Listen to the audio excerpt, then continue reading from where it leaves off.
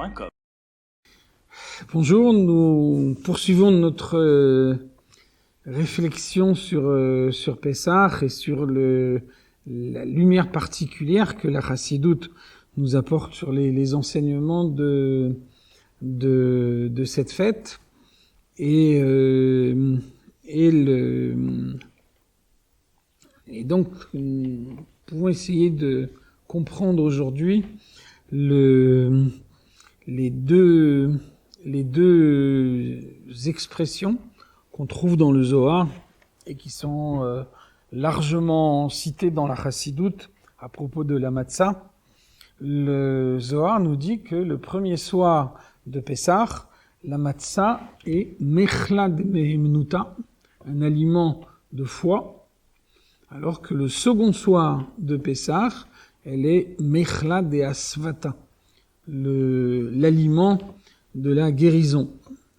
On voit d'ailleurs bien souvent dans la Chassidoute comment les 2 jours de Yom Tov, de fête que nous célébrons en dehors d'Eretz Israël, ont bien souvent des contenus différents qui peuvent être cumulés en Eretz Israël du fait de l'importance de ce pays, mais que en dehors d'Eretz Israël, on reçoit en 2 jours différents, ce qui permet d'intégrer chacun d'une manière spécifique. Ceci nous permet de comprendre l'affirmation d'Admour HaZaken qui nous disait si j'avais le pouvoir de le faire, j'aurais instauré un 2e jour de Yom Tov également en Eretz Israël.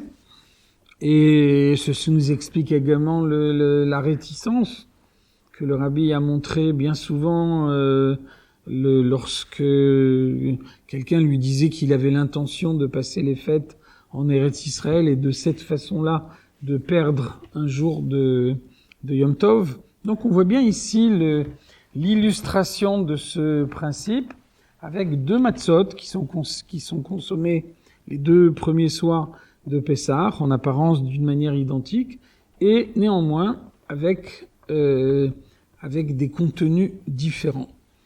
Le premier soir, la matzah, c'est la matzah de la Emouna, la matzah de la foi.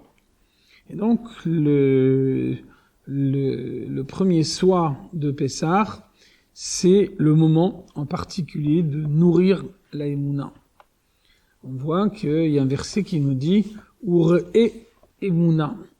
Le fait paître ta foi.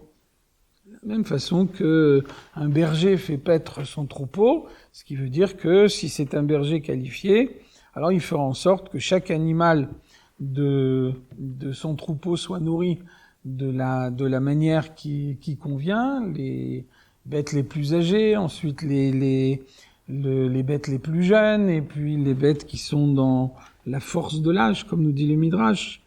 Alors donc, de la même façon, chacun a besoin de nourrir sa Emouna pour en faire une Emouna profonde. On voit que la caractéristique de la Emouna, de la foi, c'est son caractère superficiel. Chaque juif possède une foi de manière naturelle, de manière, on pourrait presque dire, génétique. On voit que les juifs sont appelés Ma'aminim, Bnei Ma'aminim, des croyants, fils de croyants, ce qui veut dire que on leur demande pas de créer la foi de toutes pièces, on leur demande de révéler quelque chose que chacun possède d'ores et déjà en lui. Seulement, cette foi naturelle que chaque juif possède est une foi superficielle. C'est la raison pour laquelle la Gemara nous dit Ganva apu machtarta rachmana karya. Le voleur, avant d'aller voler, demande à Dieu de l'aider. On voit comment cet enseignement de la Gemara est largement cité dans la Chassidoute parce que, en l'occurrence, cet homme est animé d'une foi sincère.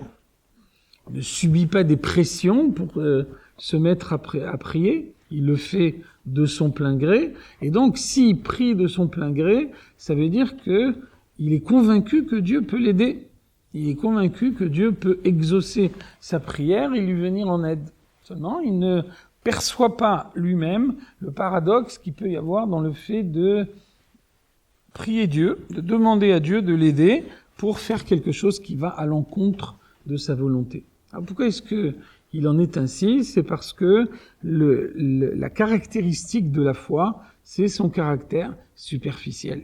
Et donc on a besoin de nourrir la foi, de faire en sorte qu'elle soit une foi profonde, qui ne permet pas de s'écarter de la volonté de Dieu. Et le moment d'y parvenir, c'est le soir, le premier soir de Pessah.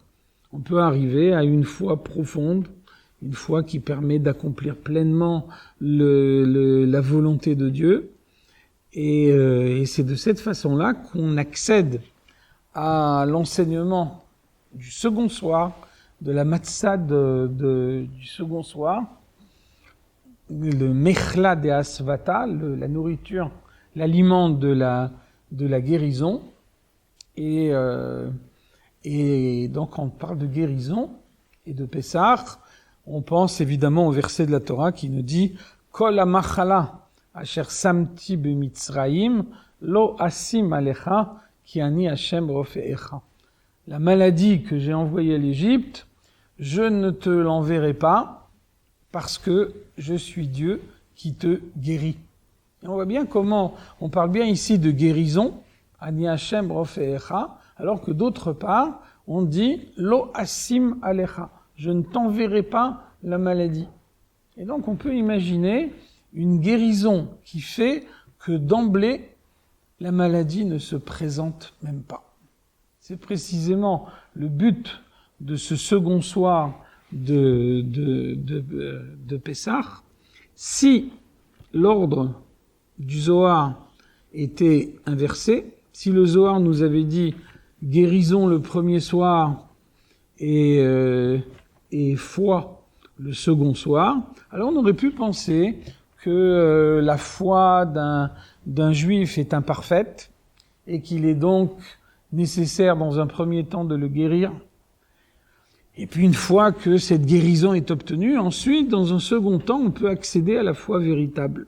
Donc le Zohar affirme qu'il n'en est rien, que la foi est obtenue dès le premier soir, que un juif a priori peut mettre en avant sa foi la plus parfaite, la plus profonde, qui l'empêche à chaque instant de s'écarter de la volonté de Dieu. Et puis après vient la guérison, et cette guérison, c'est la guérison de Dieu, c'est la certitude que la maladie ne se présentera pas, c'est la certitude que la foi qui a été intériorisée profondément restera le guide de l'existence de chaque jour. Et donc on voit bien comment la fête de Pessah, et notamment son début, avec le Seder, avec chaque chose qui se passe au Seder, est l'occasion de pouvoir rentrer en soi des forces profondes. Et donc ceci nous conduit, pour conclure, à rappeler ce récit du rabbi précédent qui dit que son père, le rabbi Rachab, juste avant le Seder, lui a dit « Regarde, le Seder commence et toutes les portes sont ouvertes là-haut. Et au moment où les portes sont ouvertes, alors il faut savoir tout ce qu'on peut obtenir, tout ce qu'on peut recevoir, tout ce qu'on peut introduire en soi et ne pas passer à côté des forces morales énormes qui sont accordées à chacun, dispensées dans une grande largesse et qui permettent ensuite de retrouver Dieu dans chacune de ses actions tout au long de l'année.